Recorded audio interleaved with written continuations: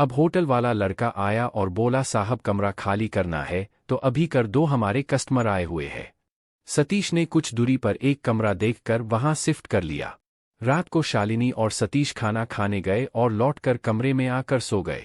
सुबह सतीश के मित्र आए, फिर सब मिलकर बाजार गए, खाना खाया, थोड़ा बहुत सामान खरीदा। रात को रेलगाड़ी पर सवार हो वापस घर लौट गए। अब वैष्णो देवी से लौटे उन्हें कुछ ही दिन हुए थे कि बहुत बड़ी लड़ाई हुई, जिसमें शालिनी के परिवार वालों को बुलाया गया और योजना के तहत जो भी पहले से सोच कर प्लानिंग के अनुसार शालिनी की ना जाने क्या क्या कमियां बताई जाने लगी। शालिनी को घर से निकालने की पूरी तैयारी थी। शालिनी के भैया, मौसी, चाचा सब आए हुए थे। शालिनी को एक कमरे में बैठाकर उसके रिश्तेदारों को दूसरे कमरे में ले जाकर मनगढ़ंत बातें बताने लगे।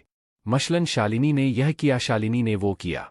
तब सतीश शालिनी को बुलाकर दूर एक कमरे में ले गया। वहां पीछे पीछे सतीश के पिता भी आए और कमरे में आकर बोले, तेरे शरीर पर जितने भी गहने हैं तब उतार कर यहाँ मेज पर रख दे। पर शालिनी कहने लगी, क्यों, कोई बात हुई है क्या? इतने में सतीश गुस्से से शालिनी से बोला, तेरे को एक बार बोला समझ नहीं आता, चुपचाप रख दे तेरे सारे गहने उतार कर। तब शालिनी ने वे गहने उतार कर मेज पर रख दिए। पर शालिनी को यह समझ नहीं आया क्यों उतवाए गहने, जबकि ये सारे गहने शालिनी के पिता ने दिए थे शालिनी को।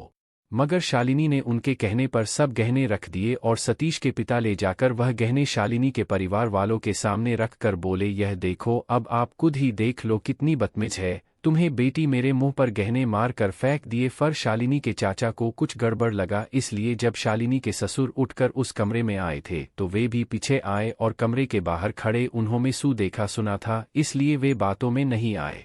फिर दिन भर की बहस के बाद शालिनी के रिश्तेदारों ने कहा, ठीक है, अभी तुम्हारे घर का माहौल गरमाया हुआ है, इसलिए शालिनी को कुछ दिनों के लिए पीहर भेज दो। अब शालिनी को भैया पीहर ले गए। वहां शालिनी के भैया भाभी शालिनी के जाने के बाद भाभी के पीहर चले गए, क्योंकि शालिनी की भाभी के डिलीवरी होने वाली थी और वह अपनी मां के पास जाकर डिलीवरी करवाना चाहती थी। इधर शालिनी की तबीयत एकदम से खराब हो गई थी, आंखें बुरी तरह से सूज गई थी, पूरे शरीर में सूजन होने लगी थी। तो शालिनी के पिता ने उसे अस्पताल में ले गए। वहां डॉक्टर ने उसका चेकअप किया तो वीपी हाई था, उसे वीपी की दवाई दी। तब अगले दिन शालिनी की बड़ी दीदी, कजन, आई और शालिनी को देखते ही हपचान गई कि यह खुशखबरी है और उन्होंने दवाई बंद करवा दी। इसके 3 से 4 दिन बाद ही सतीश वहां आया तो उसे इस खुशखबरी बताई। तब सतीश कहता, अभी घर नहीं जाना, कुछ दिन और यही रहो, जब पापा लेने भेजेंगे तब लेने आऊंगा, अभी तो किसी को घर में बताकर नहीं आया। सतीश के एक दोस्त के रिश्तेदार के यहाँ मिलने आए थे सतीश और उसका दोस्त, इसलिए वह घर आया था।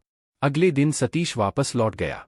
शालिनी के भतीजा हुआ, उसकी खुशी में पार्टी रखी। तब सतीश भी आया था और सबके समझाने पर शालिनी को संग ले गया था।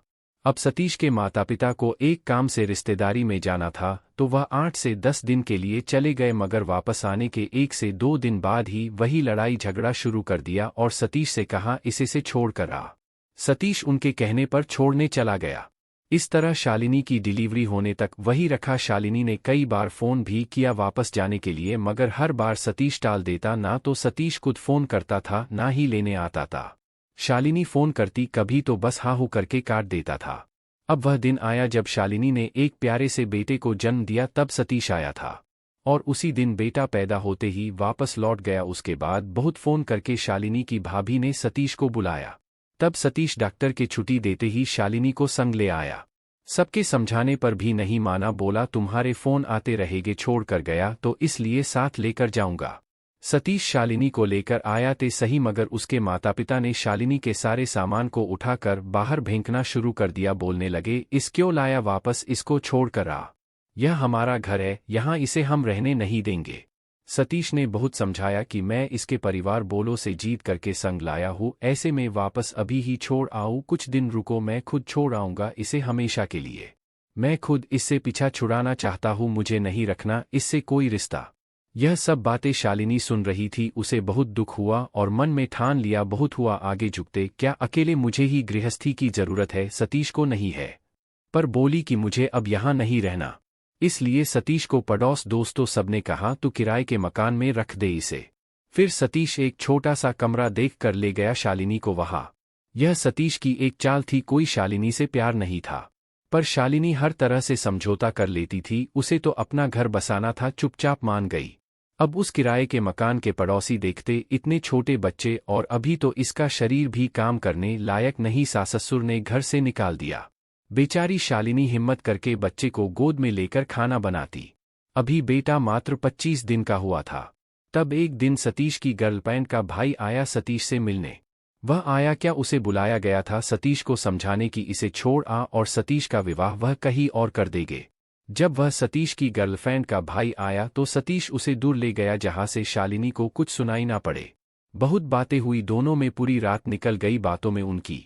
जब शालिनी चाय नाश्ता देने गई तो शालिनी के कानों में उनकी बातें पड़ी जिसमें सतीश उससे शालिनी को बहुत बुरी बता रहा था। कह रहा था बेकार कचरा गले पड़ गया, अब पीछा छुड़ाने की कोशिश कर रहे हैं, कमीनी पीछा ही नहीं छोड़ रही। इसका बाप बड़ा आदमी है इसलिए सोच रहे हैं, नहीं तो कभी का धक्का मारकर इसे निकाल देता अपने जीवन से। फिर वो दोस्त बोला इसीलिए तो तेरे मम्मी पापा ने मेरी बहन को फोन किया था कि वो आके सतीश को समझाए। सतीश उसकी कोई बात नहीं टालता, जो वह कहती है वही करता है। फिर मेरी बहन के कहने पर ही मैं आया हूं, मुझे उसने ही भेजा है। अब शालिनी को कुछ कुछ समझ आने लगा था कि क्यों सतीश उससे दूर भागता है, क्यों सब मिलकर शालिनी पर झूठा आरोप लगाते हैं।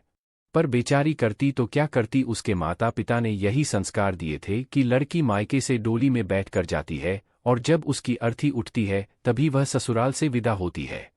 मगर ये कैसे लोग हैं, सभी कोई संस्कार नहीं, कोई धर्म नहीं, सब अपनी मनमानी करते हैं। शालिनी का है कौन उसकी बात सुने, क्योंकि माँ तो उसकी कभी की दुनिया छोड़कर चली गई। कोई भी औरत अपनी माँ से ही दुख सुख बांट सकती है, दूसरा कौन है तो उसके दुख सुख बांटे। वह कहे भी तो किसे कहे। बेचारी हमेशा चुप रहती। जब सतीश उसे बुरी तरह मारता तो रो लेती। सतीश उसे बहुत बुरी तरह पेश आता, उसके बाल पकड़कर दीवार से उसका सिर भिड़ा देता, जूतों से पिटता।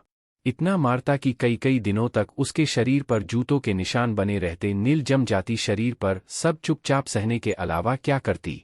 सतीश इससे भी नहीं चुकता, उसे बालों से पकड़कर घसीटते हुए गली में ले जाता, घर से बाहर लात मार कर फेंक देता और कहता निकल जा मेरे घर से।